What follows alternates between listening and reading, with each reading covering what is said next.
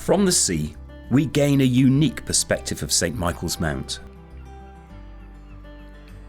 It's a view that was shared by Phoenician, Egyptian, and Greek traders who over 2,000 years ago made the dangerous voyage from the Mediterranean to barter for Cornish tin for their weapons.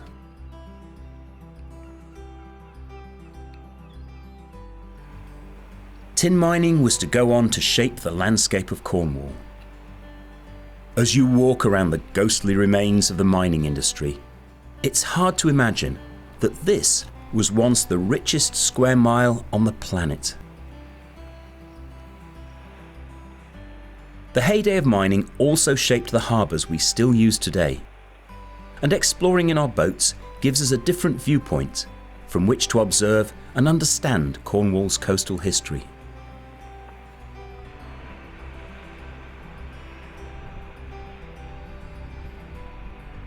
As a key seaport, Hale not only had vital links with South Wales, but also reached out to the far corners of the world, including Australia and South America.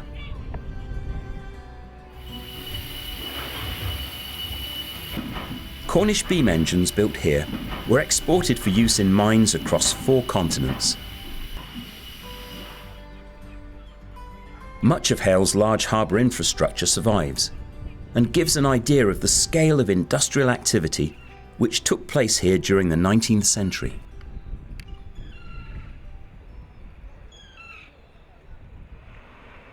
The shifting sands that stretch way outside the harbour mouth can make entry treacherous, unless you really know what you're doing. At low tide, the narrowness of the channel is clear to see, and the conditions at the channel entrance often make it more suitable for kite surfing than for pleasure boating.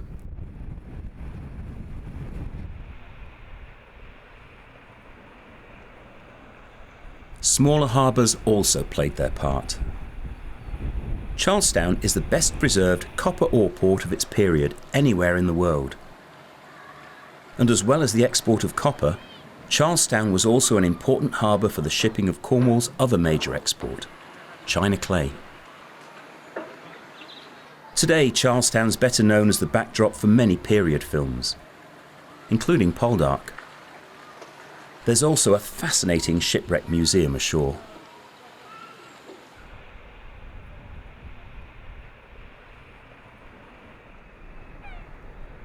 Tucked in the very heart of Mounts Bay, Porthleven was just a small cove from which a handful of locals fished, until an Act of Parliament was passed in 1811, setting up the Harbour and Dock Company.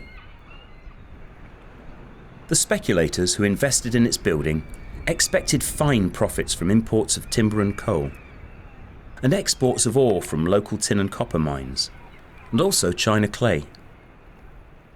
It never achieved its potential, although later prospered for a time as home to a large pilchard fishing fleet.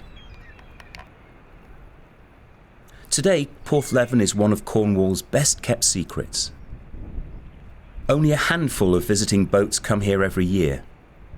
I know because my house overlooks the harbour, and a visiting yacht is a real rarity.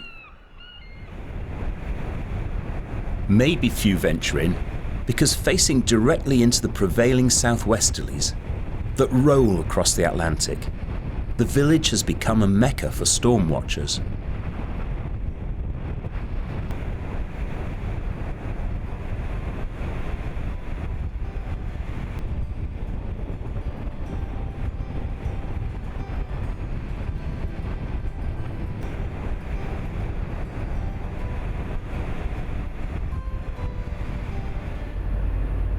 But it's worth the effort. A friendly, well-provided village lies inside the pier. You can either anchor in the outer harbour or dry out alongside the wall of the inner harbour.